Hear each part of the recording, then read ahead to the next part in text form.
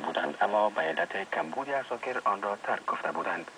اما قماندان در حدود 10,000 عسکر برتانوی در هلمند اکنون میگوید که این بار ولسوالی مارجه را ترک نخواهند گفت، بلکه خط مشی جدید خود را که عبارت از تصرف، نگهداری و بازسازی مناطق می باشد تطبیق می کنند. دگرمن جیمز کراون دیروز با تلویزیون آژانس خبری رویترز درباره خط مشی ضد شورش گفت که این استراتژی با تاکتیک های قبلی که شکست دادن به دشمن بود مغایرت داشته و روی کسب حمایت مردم بیشتر تمرکز می کند. در این میان آژانس خبررسانی اسوسییتد پرس گزارش می‌دهد که هزاران نفر از نیروهای امنیتی افغانستان در کنار عساکر برتانوی و آمریکایی در عملیات مارجه سهم می‌گیرند. شمار دقیق نیروهای افغان و بین المللی که قرار است در این عملیات سهم گیرند روشن نیست و مقامات میگویند که به علت ملحوظات امنیتی نمیخواهند این رقم را برملا سازند، اما میگویند که عملیات مارجه بزرگترین عملیات برای نیروهای افغان خواهند بود. چه فکر میکنید؟ کی مسئول است؟ به منظور جلوگیری از تلفات افراد ملکی در جریان عملیات‌های نظامی باید کی تلاش بکنند؟ نیروهای بین المللی و افغان و یا خود مردم؟ نه، خود دولت ما، این مردم ما نمیتونه به هیچ وجه که کار کنه. خود دولت بر چی است؟ آقای کرزی که سیسته خوب نمیسیسته.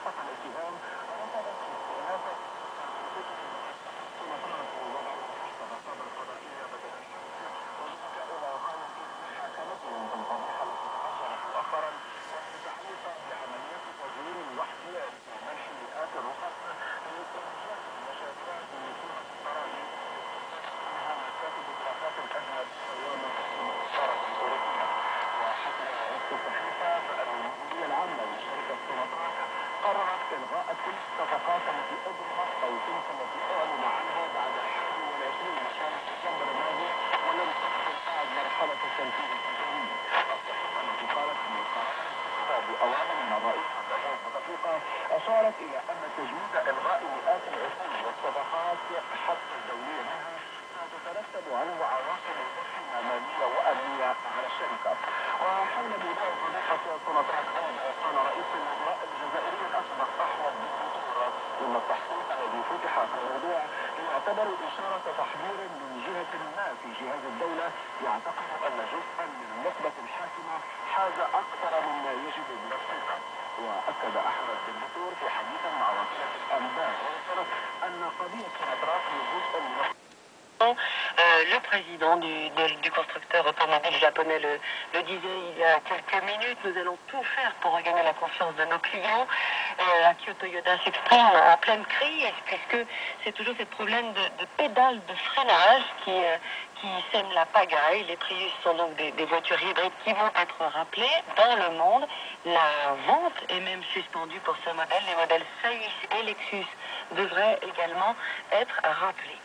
Yulia Tymoshenko entretient le suspense en Ukraine. La candidate malheureuse à la présidentielle doit dire dans la journée si elle conteste ou non la victoire de son rival, Viktor Yanukovych, à la présidentielle dimanche.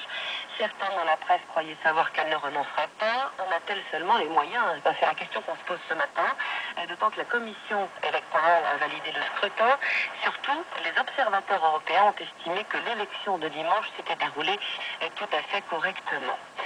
Il va enfin pouvoir dormir sur ses deux oreilles. José Manuel Barroso, le président de la Commission européenne, son équipe a été passée au crible. Elle devrait recevoir le feu vert du Parlement. Enfin, entrer en fonction ensuite avec Schmitt. Passé des tumultueuses auditions, les 736 eurodéputés passent au vote. Le temps presse car le mandat de l'actuel exécutif a pris fin le 31 octobre dernier. Depuis, l'ancienne équipe assure l'intérim. Les nouveaux commissaires peuvent entrer en fonction dès que les élus auront donné leur feu vert, un feu vert qui ne fait guère de doute puisque le 21 janvier dernier, le Parlement a déjà donné son accord de principe à la future commission. Il a fallu 3 mois pour en arriver là. 3 mois pendant lesquels les députés ont fait preuve de leur capacité de nuire. D'abord, ils ont mené la vie dure à Catherine Ashton, la nouvelle haute représentante pour les affaires étrangères.